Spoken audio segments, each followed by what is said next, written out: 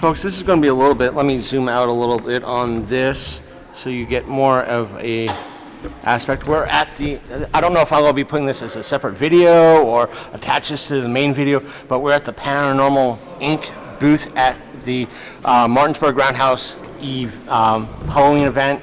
We're going to squeeze as much juice out of this battery as we can, but I want to introduce you to not just... Hi, I'm Dave Seiler. This is my partner, Ernie. How you doing? They're the folks behind Paranormal Inc., but I want to all to introduce to you to Sandra here. You heard about Robert, you heard about Annabelle, but this lovely little girl is Sandra. Her card says, backstory of Sandra. A 10-year-old girl named Sandra was sent to Waverly Hills Sanitation, Kentucky with her daddy in 1948 with her doll, who we named after her. Her daddy was admitted as he was very sick. Sandra had no family to stay with, so she was forced to stay at the sanatorium. It is reported Sandra has gotten very sick shortly after arriving and could not stop coughing. She passed away shortly thereafter of what sounds like tuberculosis. And if you note on the dress, there's several spots of blood. We're thinking she actually coughed and they landed on the dress itself. Yeah, you can see it. I don't know if you guys could see it on the video, but there it is. We have confirmed with a product called Luminol that it's real blood. We're also getting a different product that's a little bit more accurate called Blue Star, and we're going to test it with that as well. So basically how we ended up getting it was a friend of mine who lived in Kentucky, who now lives in Washington State. She wished to remain anonymous, but she had a friend call her that owned this doll, and it kept moving around into the lady's house, into her kids' room, and it was creeping the kids out. So the kids wouldn't sleep in their room anymore. So she was just going to throw it out. So I'm like, no, you can't do that. And she goes, will you take it? I'm like, absolutely.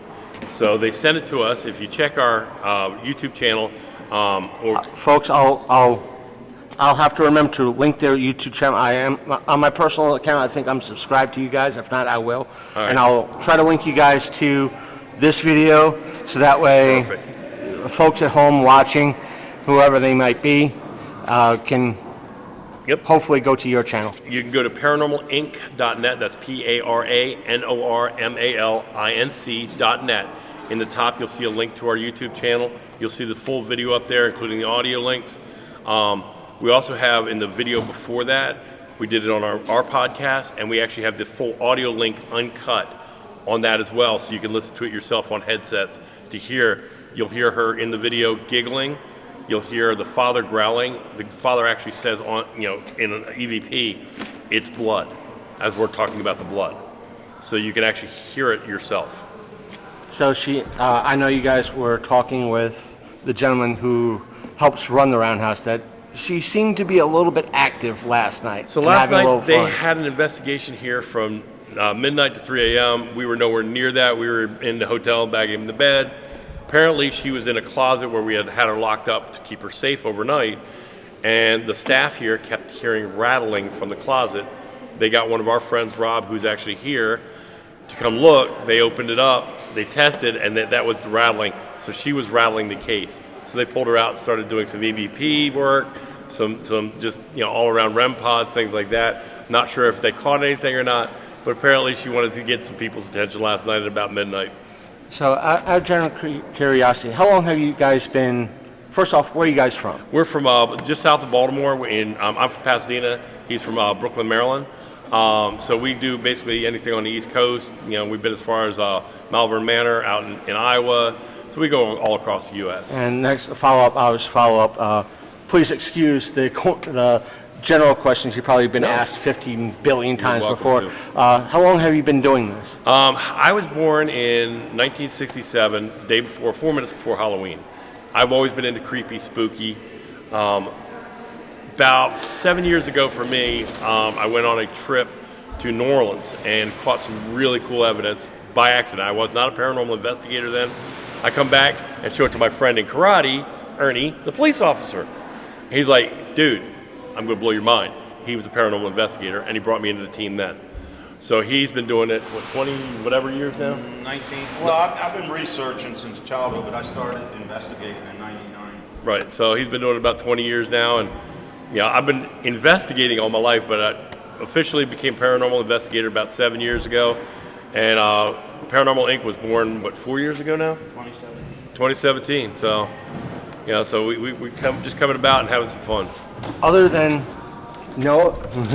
folks, no offense to this little girl right here, no offense to Sandra, have you encountered or caught other things? Oh, absolutely. We've gotten full-blown apparitions at the Center for the Feebly Minded Women in Pennsylvania. We've gotten, EVPs. We actually ended up catching one of our clients. The homeowner was terrified. He thought there was a demon in his house. Well, it turned out that the owner of the house before him was trying to get in touch with him because the roommate was trying to make it look like there was a demon there. And we actually figured that out during the process. He kicked the roommate out, and everything settled down. Have there been times that you went in thinking that a house has been haunted or there's paranormal activity, and it turned out just to be maybe I'm going to just generalize, like a cat or just... The one I just spoke of, yes, because the house wasn't haunted. The owner was still there, but he was trying to let the new homeowner know that it wasn't him trying to scare people, it was the roommate. And once we put it all together, the paranormal activity just settled down. But I think one of the best cases we went on was we went to a GMC dealership, supposedly haunted. We're going in laughing about it, like, ha, ha, ha, somebody got sticker shock, buying one of these trucks there, yeah, whatever. We didn't get 3 feet in the door, and things just went wicked wild on us. The reason why I ask is I'm sure you, being on YouTube, and you hear about some of these popular channels, and it seems like I'm also coming from trying to be the devil's advocate, skeptical. Please forgive, because they're like, oh, we're going to this haunted, abandoned place, and it seems like they might have I'm here by themselves, but as a skeptic, it's like, yeah, you brought a friend to be there 5 minutes, 10 minutes before you did.